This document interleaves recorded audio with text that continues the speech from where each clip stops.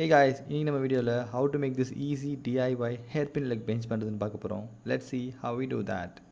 நான் இந்த 6mm hairpin லெக்கை ஈகார்ட் தாங்கில் இருக்க நியூட்டன்ஸ் இன்ஜினியரிங் ஒர்க்ஸ்லேருந்து வாங்கினேன். They are not sponsor of this video, but still ஒரு கர்ட்டசி. இந்த ப்ராஜெக்ட்டுக்கு தேவையான டீம்போஸ் எல்லாமே 5க்கு 1.5 பையனோட மட்டும்தாங்க. நான் ஆல்ரெடி நல்லா பிளானிங் பண்ண வுட்டை வாங்கி வச்சுருக்கேன். ஏன்னா என்கிட்ட பிளானிங் மிஷின் கிடையாது. என்ன தான் பிளானிங் பண்ணாலும் வுட்ஸில் சில இடத்துல ப்ராப்பர் பிளானிங் ஆகிருக்காது. ஸோ கேப் இல்லாத மாதிரி பெஸ்ட்டான மேட்சை நம்ம தான் பார்த்து எடுத்துக்கணும். அதுக்கு ஒரு சின்ன ட்ரை ஃபிட் பண்ணி பார்த்துங்க. ட்ரை ஃபிட் பண்ணும்போது எக்ஸ்ட்ராவாக இருந்த வுட்டை எடுத்துகிட்டு பெஸ்ட்டான ஃபிட்டிங் எடுத்து நான் ஃபிட்டிங் பண்ண போகிறேன். வுட்டை பிளானிங் பண்ணும்போது எப்பவும் ஒரு 1/2 inch ஒரு 1/2 inch போயிடுங்க. ஸோ நம்மள்ட்ட இப்போ 14 inchesக்கான சீட்டர் ரெடியாக இருக்குது. நான் இந்த ஹேர்பின் லெக்கை டேரெக்டாக சீட்டிங்கில் வைக்க போகிறது கிடையாதுங்க. ஸோ அதுக்கு ஒரு சின்ன பிளாட்ஃபார்ம் மாதிரி வச்சு அது மேலே நான் ஸ்க்ரூ பண்ணலான்னு இருக்கேன். அந்த ஹேர்பின் லெக்குக்கு எவ்வளோ பெரிய பிளாட்ஃபார்ம் வேணுன்றதை பார்த்துட்டு அது பென்சிலில் மார்க் பண்ணிவிட்டு அங்கே கட் பண்ண போகிறேன்.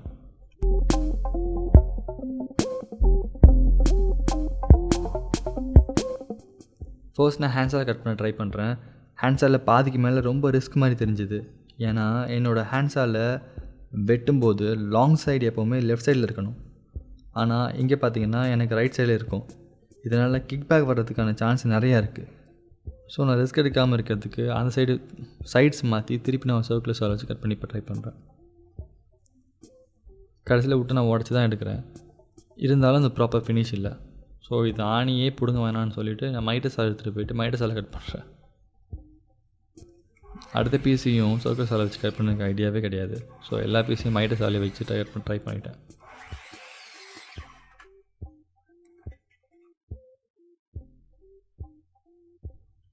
சாண்டிங் பண்ணி முடித்ததும் நம்மளோட 5 inches சீட்டர்ஸ் எல்லாத்தையுமே ஃபுல்லாக ஃபெவிகால் அப்ளை பண்ணி க்யூரிங்க்கு ரெடி ஆக்குறேன்.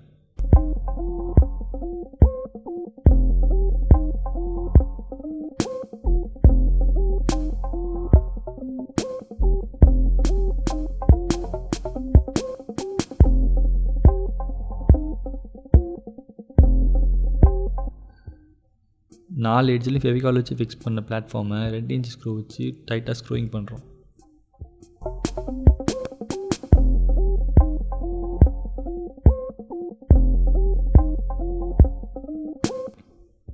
ஹேர்பின் லெக்ஸில் பிளாட்ஃபார்ம் பண்ணதும் நம்ம 5 inch சீட்டை ஸ்டேபிளாக இருக்கணும் இல்லையா, அதுக்காக ஒரு 2 cross sections பண்ணுறோம். அந்த 2 cross sectionையுமே 3க்கு 1.5 14 inchல பண்ணுறோம்.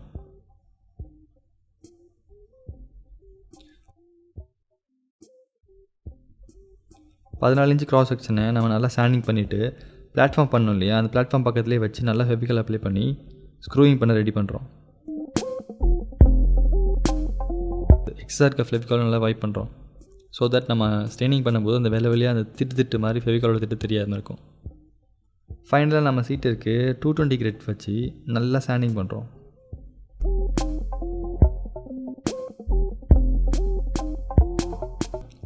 சாண்டிங் முடிஞ்சதும் லெக்ஸ் ஃபிக்ஸ் பண்ணுற ஒரே வேலை தான் நமக்கு இருக்குது.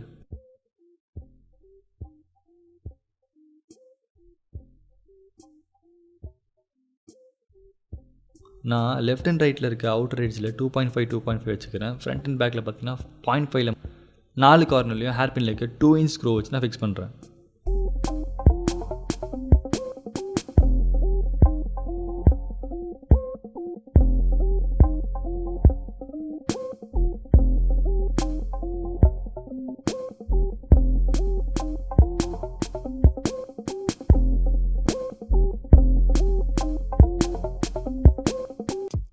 ஆனால் எனக்கு சின்ன கடுப்பு என்னென்னா ரொம்ப சப்பையான சீட்டர் மாதிரி இருந்துச்சுங்க.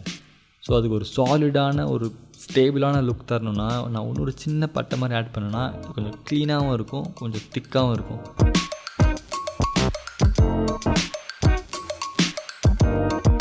இப்படி வைக்கிறதுனால அவுட்டுக்கு ஒரு சாலிடான லுக்கும் இருக்கும், நிறையா ஸ்டெபிலிட்டியும் கிடைக்கும்.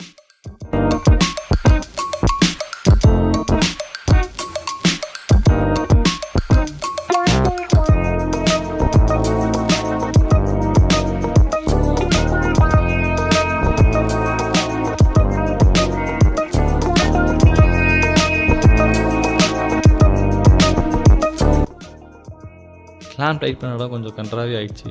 அது திருப்பி எனக்கு மேலே வைக்கிது. திருப்பி நான் 220 கிட்ட வச்சு நல்லா தேய்ச்சிட்டேன். அண்ட் தென் ஃபைனலி என்னோடய ஃபேவரட் ஃபினிஷ் தாங்க, thinner sealer and walnut stain. 3 சீடு தனியாக மிக்ஸ் பண்ணிவிட்டு அதில் கொஞ்சம் வால்நட் ஸ்ட்ரெயினிங் யூஸ் பண்ணாலே பைன் வுட்டுக்கு அட்டகாசமான இந்த வால்நட் ஸ்ட்ரெயின் கிடைக்கும்.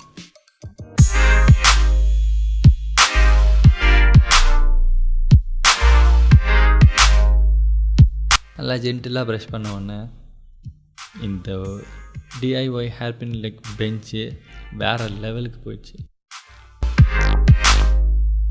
And I'm so happy with the end product and share with someone who's really interested in DIY stuff.